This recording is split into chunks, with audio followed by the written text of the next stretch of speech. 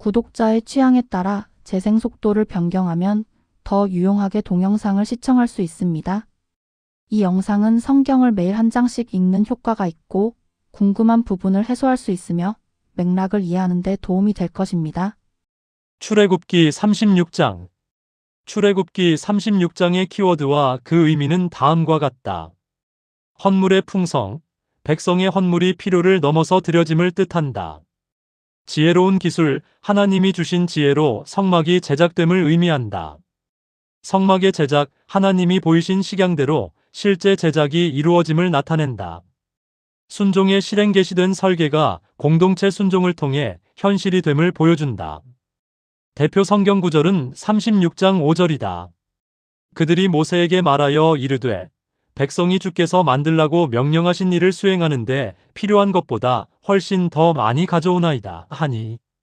출애굽기 36장의 맥락은 다음과 같다. 헌물의 넘침. 그때에 부살레엘과 아홀리압과 마음이 지혜로운 자, 곧 주께서 지혜와 명철을 주사 성소에서 섬기는데 필요한 온갖 일을 할 줄 알게 된 자들이 주께서 명령하신 모든 것에 따라 일을 하니라. 모세가 부살레엘과 아홀리압과 마음이 지혜로운 자, 곧 주께서 마음에 지혜를 주신 자와 마음에 감동을 받아와서 그 일을 하려 하는 자를 다 부르니라. 그들이 성소에서 섬기는 일을 위하여 이스라엘 자손이 가져온 모든 헌물을 모세에게서 받으니라. 그러나 그들이 여전히 아침마다 자원하는 헌물을 가져오므로 성소의 모든 일을 행하는 모든 지혜로운 자들이 저마다 자기들이 만들던 일을 멈추고 오니라. 그들이 모세에게 말하여 이르되 백성이 주께서 만들라고 명령하신 일을 수행하는데 필요한 것보다 훨씬 더 많이 가져오나이다 하니. 모세가 명령을 내림에 그들이 그 명령을 진영에 두루 선포하여 이르되 남자든 여자든 성소에 헌물로 드리기 위해 더 이상 일하지 말라 하였더라. 그리하여 백성이 가져오는 것을 삼갔으니 그들이 가진 재료가 그것을 만들기 위한 모든 일에 충분하며 너무 많았더라. 이 장은 성막 건축이 이제 실제 행동으로 옮겨지는 장면으로 시작되며 그 출발점에 공동체에 넘치는 헌신이 놓여 있음을 보여준다. 부살렐과 아홀리압, 그리고 하나님께 지혜와 명철을 받은 사람들이 명령하신 모든 것에 따라 일을 시작하는데 백성은 거기에 맞추어 아침마다 자원하는 헌물을 계속 가져온다. 그 결과 작업자들이 손을 멈추고 모세에게 나아와 이미 필요한 것보다 훨씬 더 많이 가져오고 있다고 말할 정도가 된다. 결국 모세는 더 이상 헌물을 가져오지 말라고 명령하고 백성은 그것을 멈춘다. 이 장면은 성막 건축이 억지로 유지되는 프로젝트가 아니라 은혜를 경험한 공동체가 자발적으로 응답하는 예배적 순종이라는 점을 선명하게 드러낸다. 헌신의 풍성에 대하여 고찰해보자. 공동체의 헌물은 단지 필요를 채우는 수준을 넘어선다. 이는 강요된 헌신이 아니라 마음에서 우러난 반응이라는 사실을 보여준다. 특별히 금송아지 사건 이후 한때 왜곡된 방향으로 흘렀던 물질과 열심이 이제 하나님을 향한 헌신으로 돌이켜진 모습이 여기서 나타난다. 그러므로 풍성한 헌물은 단순한 물량의 문제가 아니라 회개 이후 공동체의 방향이 다시 하나님 중심으로 정렬되었음을 보여주는 표적이 된다. 성막 휘장의 제작. 성막 작업을 하는 사람들 중에 마음이 지혜로운 모든 자가 가늘게 꼰 아마실과 청색과 자주색과 주홍색 실로 앙장 10개를 만들되 정교한 솜씨로 그룹들을 수놓아 그것들을 만드니라. 한 앙장의 길이는 28규빗이요 한 앙장의 너비는 4규빗이며 앙장들이 다 한 크기더라. 그가 5앙장을 서로 연결하고 또 다른 5앙장을 서로 연결하며 그 연결한 것의 가장자리로부터 한 앙장 끝단에 청색 고리들을 만들고 두 번째 연결한 것의 다른 앙장 맨 끝단에도 그와 같이 하니라. 그가 한 앙장에 고리 50개를 만들고 두 번째 연결한 것의 앙장 끝단에 고리 50개를 만들매 그 고리들이 한 앙장과 다른 앙장을 붙드니라. 그가 금으로 걸쇠 50개를 만들어 그 걸쇠들로 앙장들을 서로 연결하니 이로써 그것이 한 성막이 되니라. 이제 본문은 실제 제작의 첫 단계로 들어가 성막의 중심을 이루는 앙장과 휘장이 어떻게 만들어지는지를 자세히 보여준다. 마음이 지혜로운 자들은 가늘게 꼰 아마실과 청색과 자주색과 주홍색 실로 10개의 앙장을 만들고 그 위에 그룹들을 정교하게 수놓는다. 각각의 앙장은 정확한 치수로 만들어지고 5개씩 서로 연결된 뒤 다시 금 걸쇠로 하나가 된다. 여기에는 단순한 기술 이상의 의미가 담겨 있다. 성막은 여러 조각이 흩어져 있는 구조물이 아니라 각각 정확하게 준비된 부분들이 질서 있게 연결되어 하나의 거룩한 처소를 이루는 구조이다. 하나님이 거하실 집은 임의성이나 대강의 편의가 아니라 정교함과 조화, 그리고 연결의 질서 속에서 세워진다. 장막의 상징에 대하여 고찰해보자. 여러 폭의 앙장이 연결되어 하나의 성막이 되는 구조는 흩어진 요소들이 조화를 이루어 하나님이 거하실 처소를 형성하는 모습을 보여준다. 이는 공동체가 각기 다른 자리와 역할을 가졌더라도 하나의 목적 아래 연결될 때 거룩한 처소를 이룰 수 있음을 상징적으로 드러낸다. 그러므로 성막의 구조는 단순한 건축 기술이 아니라 질서와 연합을 통해 하나님 임재의 공간이 준비된다는 사실을 보여주는 표적이 된다. 장막 덮개의 제작. 그가 염소 털로 앙장들을 만들어 성막을 덮는 장막이 되게 하였으니 곧 그가 11개의 앙장을 만들었더라. 한 앙장의 길이는 30규빗, 한 앙장의 너비는 4규빗이며 11개의 앙장이 한 크기더라. 그가 5앙장을 서로 연결하고 또 6앙장을 서로 연결하며 연결한 것의 앙장 맨 끝단에 고리 50개를 만들고 두 번째 것을 연결하는 앙장 끝단에 고리 50개를 만들며 노스로 걸쇠 50개를 만들어 장막을 함께 연결하여 그것이 하나가 되게 하니라. 그가 붉게 물들인 순양 가죽으로 장막의 덮개를 만들고 오소리 가죽으로 그 위에 덮개를 만드니라. 앞선 휘장 제작 뒤에는 성막 전체를 덮는 보호 구조가 이어진다.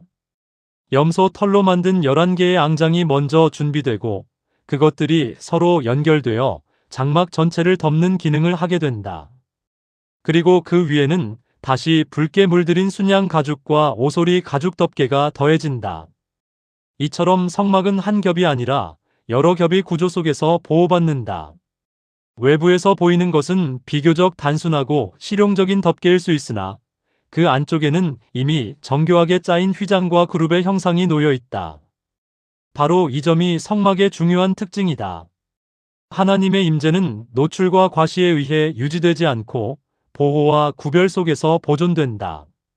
보호의 의미에 대하여 고찰해보자. 성막이 여러 겹의 덮개로 둘러싸인다는 사실은 거룩이 아무렇게나 드러나지 않고 보호 속에 유지된다는 점을 보여준다.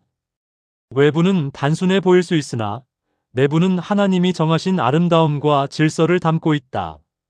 그러므로 거룩한 임재는 화려한 외형보다 하나님의 뜻에 따라 보존되는 내부 구조 안에 중심을 둔다. 널판과 구조 제작. 또 그가 성막에 쓰기 위해 시팀나무로 널빤지들을 만들어 세우니 한 널빤지의 길이는 10규빗, 한 널빤지의 너비는 1규빗 반이더라. 그가 한 널빤지에 촉 2개를 내되 서로에게서 같은 간격으로 내고 성막의 모든 널빤지를 그와 같이 만들었더라. 그가 성막에 쓰기 위해 널빤지들을 만들되 남쪽을 향한 남쪽 면에 널빤지 20개를 만들고 그 20개의 널빤지 밑에 은으로 밑받침 40개를 만들었으니 곧 이 널빤지 밑에도 그것의 두 촉을 위해 밑받침 2개를 만들고 저 널빤지 밑에도 그것의 두 촉을 위해 밑받침 2개를 만들었더라. 그가 성막의 다른 면 곧 북쪽 모퉁이를 향한 면에 쓰기 위해 널빤지 20개를 만들고 은으로 그것들의 밑받침 40개를 만들었으니 곧 이 널빤지 밑에도 밑받침 2개를 만들고 저 널빤지 밑에도 밑받침 2개를 만들었더라. 그가 서쪽을 향한 성막의 면들에 쓰기 위해 널빤지 6개를 만들고 두 면에 있는 성막의 모서리들에 쓰기 위해 널빤지 2개를 만들어서 그것들을 밑에서 연결하고 그것의 머리에서 한 고리에 함께 연결하여 그 두 모서리에 있는 그 2개를 다 그와 같이 만드니라. 거기에 널빤지 8개가 있었고 은으로 만든 그것들의 밑받침 16개가 있었으니 각 널빤지 밑에 밑받침 2개가 있었더라. 그가 시팀나무로 가로 막대기들을 만들되 성막의 이쪽 면에 널빤지들에 쓰기 위해 5개, 성막의 저쪽 면에 널빤지들에 쓰기 위해 5개, 서쪽을 향한 면들을 위해 성막의 널빤지들에 쓰기 위해 5개를 만들었더라. 그가 이 끝에서 저 끝까지 널빤지들을 가로지를 중간 가로 막대기를 만들고 널빤지들을 금으로 입히며 가로 막대기들을 넣을 자리로 그것들의 금 고리들을 만들고 그 가로 막대기들을 금으로 입히니라.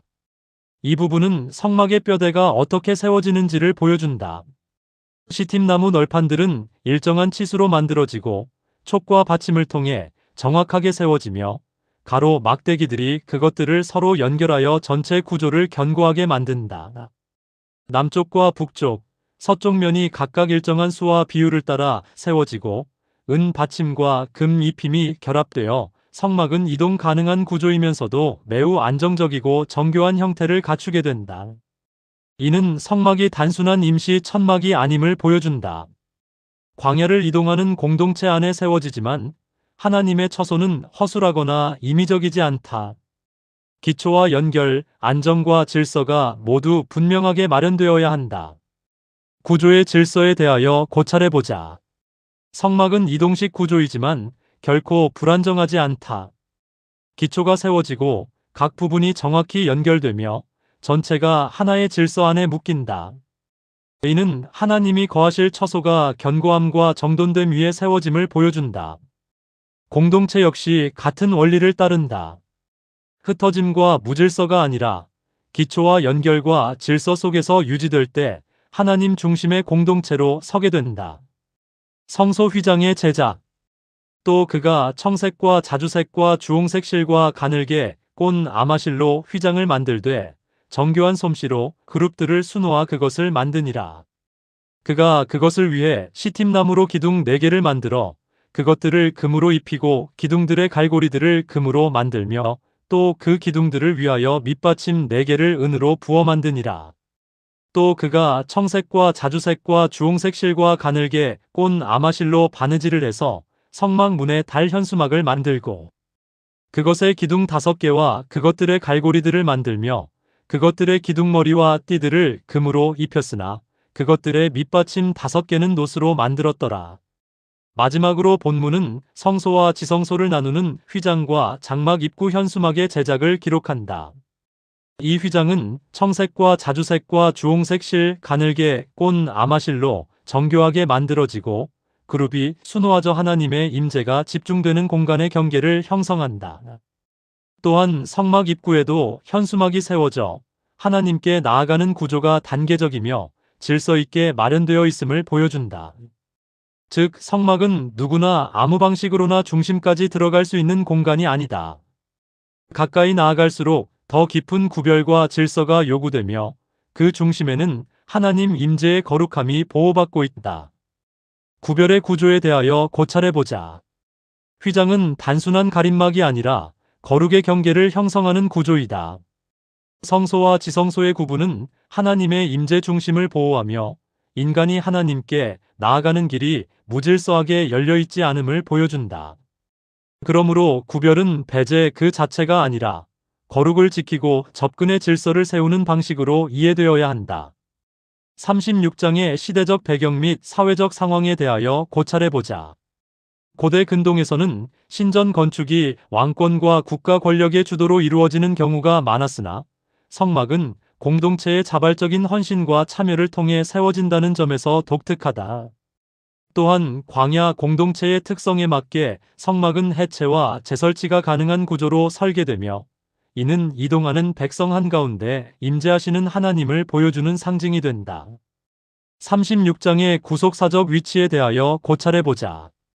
출애굽기 36장은 시내산에서 계시된 설계가 이제 공동체의 순종을 통해 역사 속에서 실제로 구현되는 장면이다. 하나님은 이미 식양을 주셨고 이제 백성은 자원하는 헌물과 지혜로운 기술을 통해 그 뜻을 땅 위에 세워간다. 또한 풍성한 헌물은 은혜에 대한 공동체의 응답을 보여주며 구속이 단지 해방 사건으로 끝나지 않고 하나님이 거하실 처소를 세우는 과정으로 이어짐을 드러낸다. 36장에서 가질 수 있는 질문은 어떤 것이 있을까? 왜 헌물이 넘칠 정도로 드려졌는가? 백성의 헌신이 자발적이고 풍성했기 때문이다. 휘장을 여러 폭으로 연결하는 이유는 무엇인가? 하나의 장막 구조를 형성하기 위함이다. 왜 성막은 여러 겹으로 덮이는가? 거룩한 임재를 보호하기 위함이다. 성소와 지성소의 구분은 무엇을 의미하는가? 하나님의 거룩과 인간 접근의 질서를 나타낸다.